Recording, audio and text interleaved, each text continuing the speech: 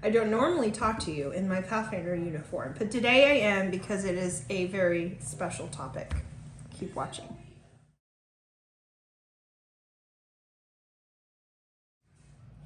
Hi everyone, this is Audra with Pathfinder Strong, and today we are going to talk about recruiting. Because if you don't have kids, then you don't have a club.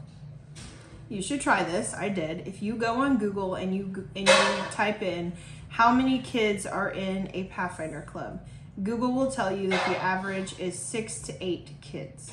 Today I want to talk to you how to make sure that you get your 6 to 8 and maybe even bump that to 10 to 12.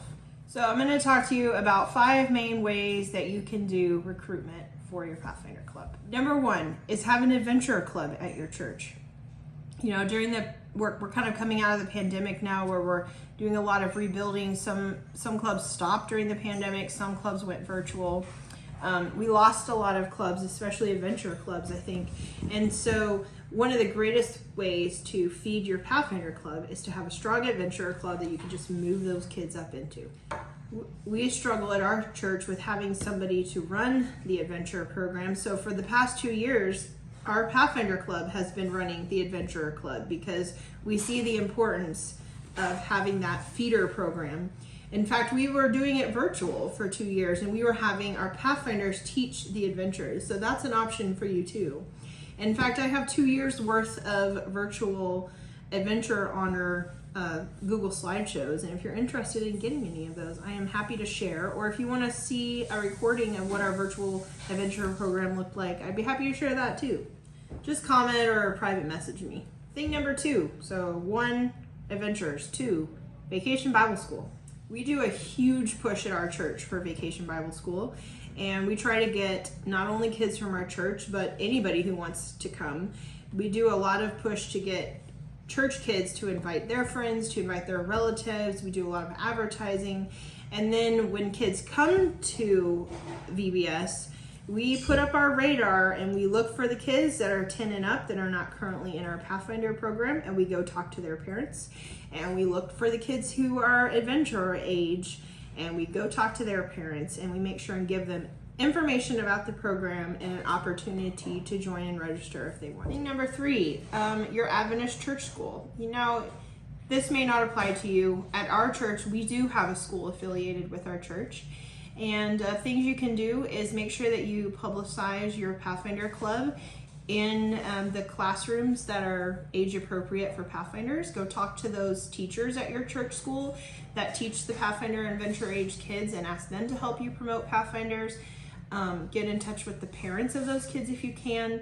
You can set up a little booth or display at your church school's registration day to give parents more information about Pathfinders and adventure. Thing number 4 was watch for new families. I don't know about where you're from, but where we're from, since COVID, we've noticed there's a lot of migration. Like people have left our church and gone to a different church. People are coming to our church. It just seems like there's this big shakeup. And every Sabbath when I'm at church, I always have my radar on and I look around for families I don't recognize that have kids that look like they would be old enough to go into Pathfinders and Adventures. And then I go talk to their parents. I also have a deputy director that is really great to help with this too. So I don't always have to do it myself, but he is always looking as well and will sometimes go talk to them. We just try and make sure that we hit every family that we don't know that looks like they have the right age group of kids. Thing number 5 is get to know your Sabbath school classes and your Sabbath school teachers.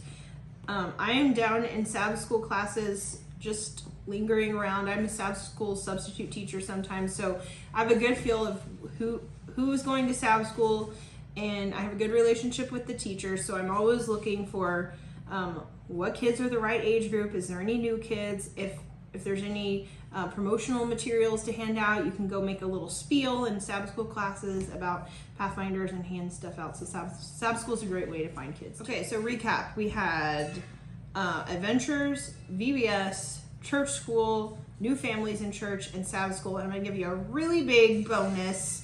This is something that my husband and I do. Number 6, you can always become a foreign exchange host parent. We host 1 or 2 foreign exchange students every year, And one thing we require as being part of our family is to join in the Pathfinder Club. So you can always bolster your club that way too. We always pray every year for the Lord, to send us the right kid that He wants us to have, so we can plant those seeds in their life.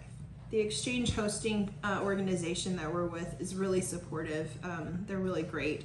And if you want any information about foreign exchange student hosting, or if you just want to talk about it, or think you've thought about it but you're not sure, send me a message and I would love to talk to you about it.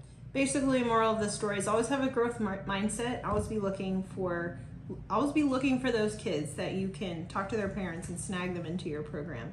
If you have that, what Google says, 6 to 8 right now, just try and get work to the 10 to 12. That's 4 more people that we can take with us to heaven.